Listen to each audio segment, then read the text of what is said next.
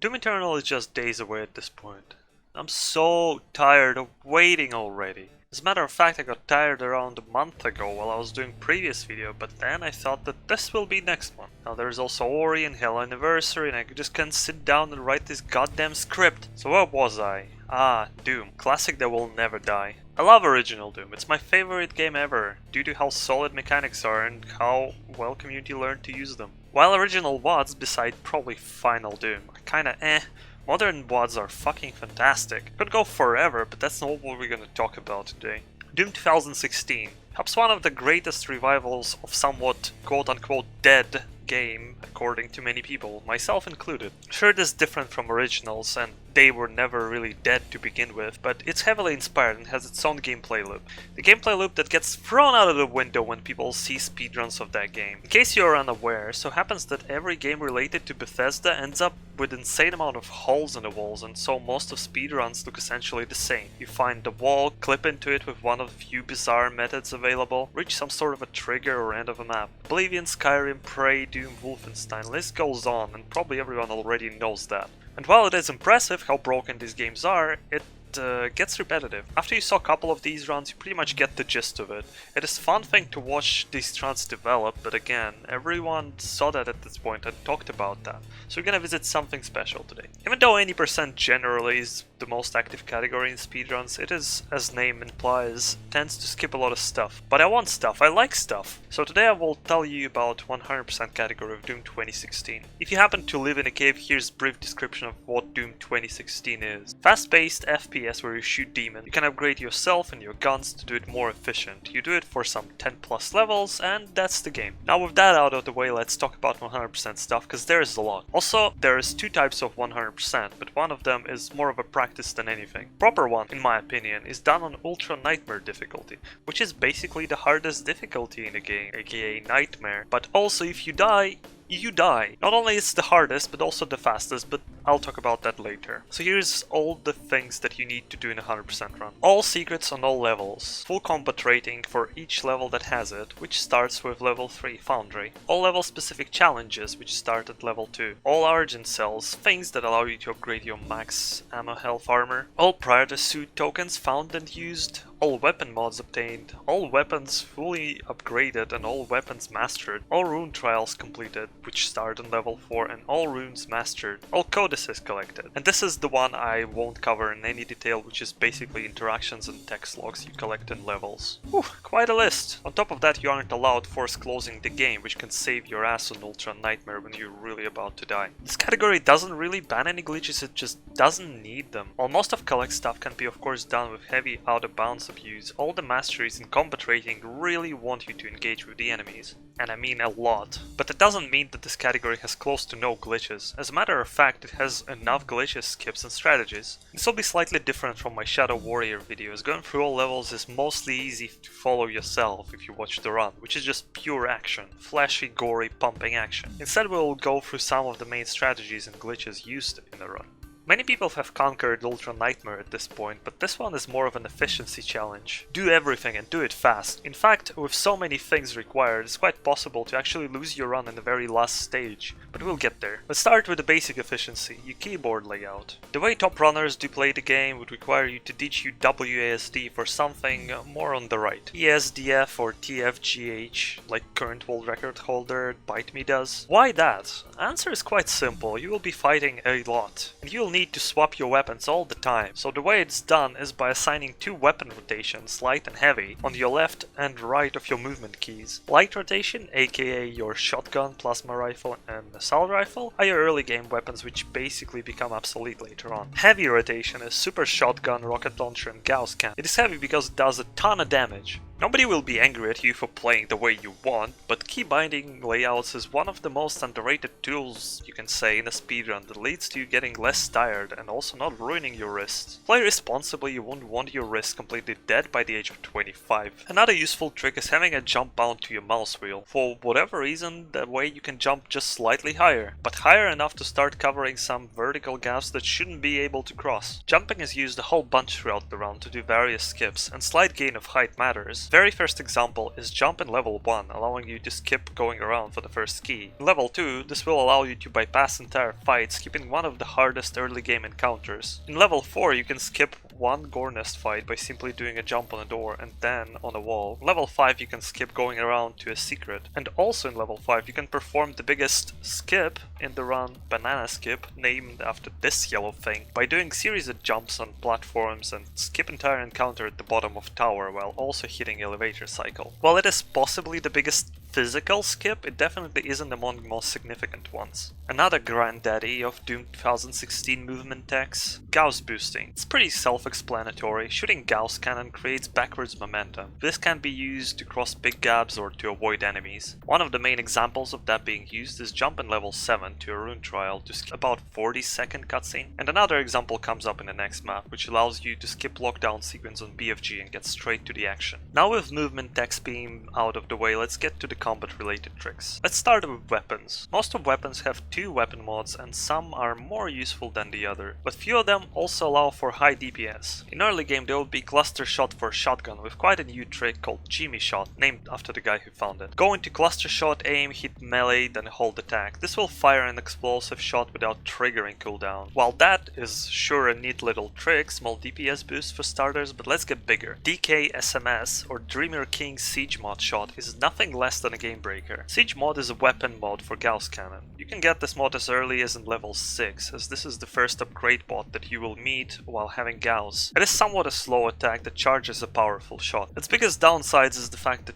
until you upgrade it fully you can't move, and even then your speed is lower than normally and it takes time to charge. DKSMS completely bypasses these downsides without having you to get any upgrades for Gauss beforehand. All you have to do is either switch to Gauss cannon while holding both left and right mouse button, or hit melee while holding Gauss cannon and hit same mouse button during melee animation. In the result you will have an absolute monster of a piercing shot. It sure still eats a ton of ammo, but that can be helped with later. Chainsaw and BFG are special weapons in Doom and have special mechanics tied to them. Chainsaw is used to refill your ammo and acts as a glory kill on demand, allowing you to insta-kill any non-boss enemy. The amount of chainsaw ammo consumed depends on monster's size. While these animations aren't super long, you can skip some of them if you use chainsaw on enemies that are already in specific animations, which will just blow them apart instantly because kill animation can be played.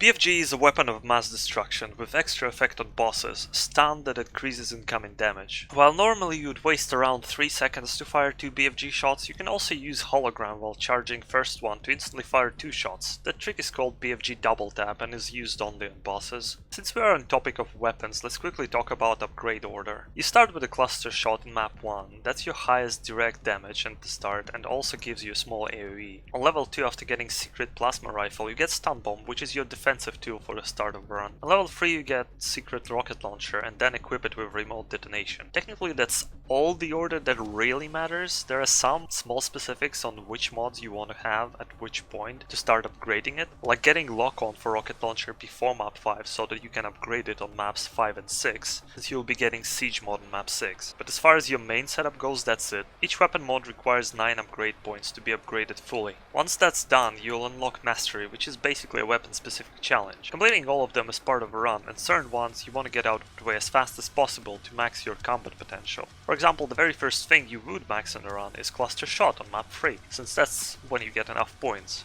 And then work on this challenge as fast as possible, and challenge requires you to kill 20 imps with direct hits.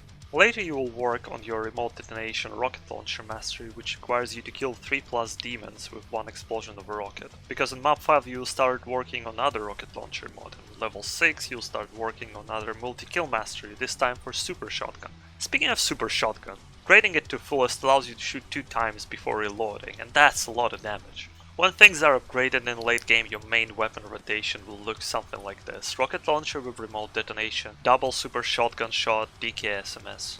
Now with that out of the way, let's talk about how you get upgrade points. Get them for accessing secrets, doing mission challenges and filling combat rating. Secrets aren't anything of an interest, so let's start with challenges. Challenges, as I mentioned earlier, start appearing from level 2 and generally have something to do with map exploration, collectibles or specific monster slaughter. There's 3 of them on each level and most of them are very easy to pull off as far as you know what you're doing. The ones that are somewhat easy to fail require you to kill certain enemies with specific glory kills, so you gotta know where to aim. aim for that. But there is also one more or less scary challenge in the very last level, which requires you to kill 2 Barons of Hell with one shot, and BFG doesn't count there. To make things worse, there is only one arena in the entire stage where 2 Barons spawn at the same time. Just imagine failing that after 2+ hours of gameplay. Oof.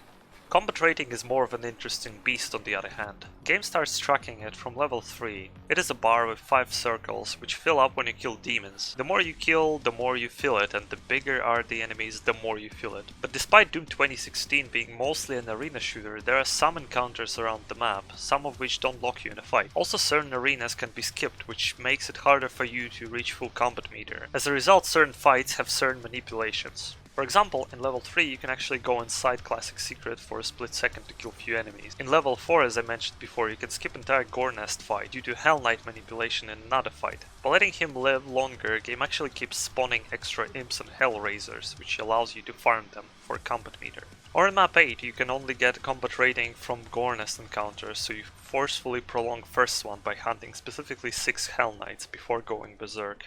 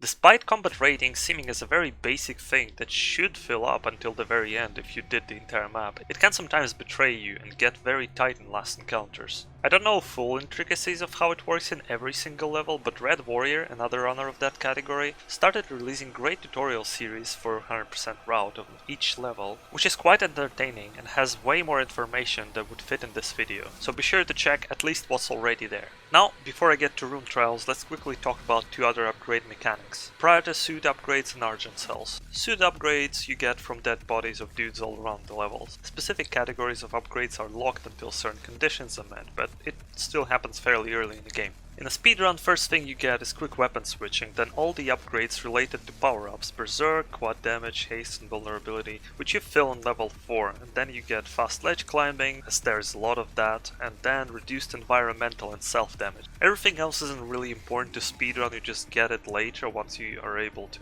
As for Argent cells, they give you permanent boost to your max ammo, health, armor, and you get them in exactly that order.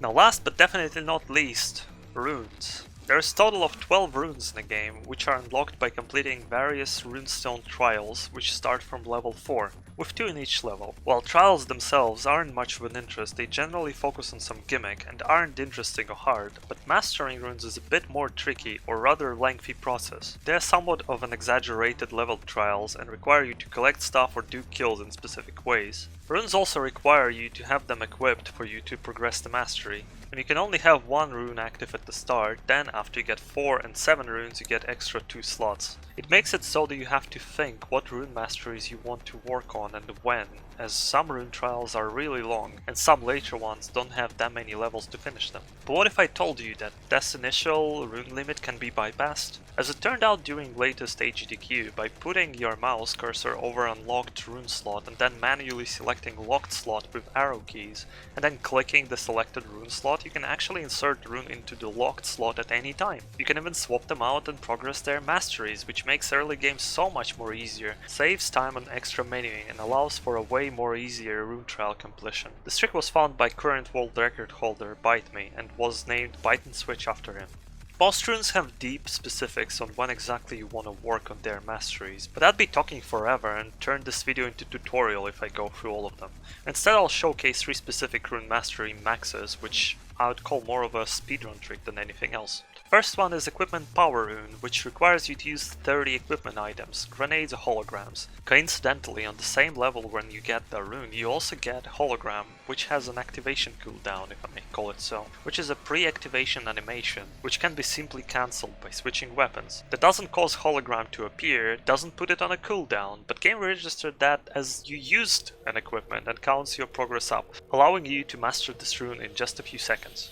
Second one will be Rich Get Richer, one of final 2 runes you get in the game. It requires you to reach your armor cap 12 times. There are many casual ways of doing it somewhat quick, since this rune is pretty powerful, and gives you infinite ammo for everything but BFG Chainsaw when you have 100 plus armor, or 75 plus armor when you mastered the rune. And you sure want to do that. Speed strat for this one is pretty simple. Next level after you get the rune, there is a damaging floor with a bunch of possessed wandering around. What you do is throw lifesteal grenade and enter damage area while grenade refills you nicely with armor. Of course it can otherwise be equipped while you picking up mega health power-ups, allowing for easy 1 out of 12. Not to mention that this rune is especially powerful in combination with DKSMS, which stops draining your ammo, meaning that even in casual playthrough you are set after this rune if you keep your distance from the enemies. And the last one to cover is Saving Throw. This one is a bit tricky because it actually forces you to quote-unquote die. This rune allows you to survive 1 otherwise lethal attack per level and then recover a bit of health.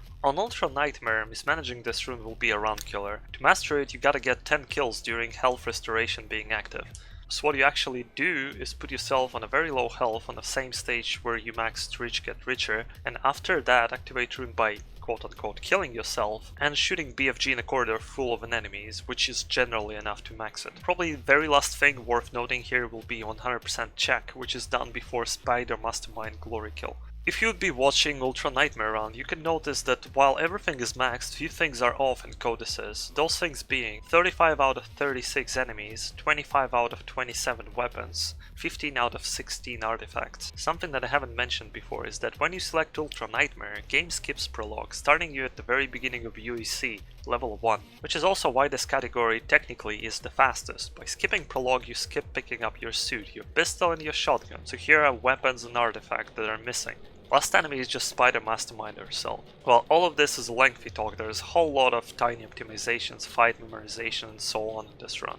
It is an absolute must watch in my opinion. In the last year or so, this category got insane attention from runners and routers, which resulted in an amazing action-paced run. It has been performed on 2 biggest live marathons this winter, by Bite Me at AGDQ 2020 and by Red Warrior at PSA Winter 2020, both of whom I would highly recommend to follow on their respective channels. Bite Me also currently holds world record at time of 2:17:10 in-game time. All 3 of these runs are very entertaining, and if you're starving for some Doom content until Eternal comes out, check all these out. Red Warrior was also working on a full level by level guide on this speedrun, which isn't finished yet, but hopefully will be eventually. It is extremely entertaining and interesting, even if you aren't planning on speedrunning this game by yourself. With Eternal being just a few days away, it might be a long time until this category gets proper attention again, but maybe when all the dust settles more people will join on the challenge. While Eternal might or might not end up being broken in any percent as Doom 2016 was, it seems that it will create absolutely spectacular 100% speedrun. So keep an eye on community and aforementioned runners. It was TheZero, hope you enjoyed the video and thank you for watching.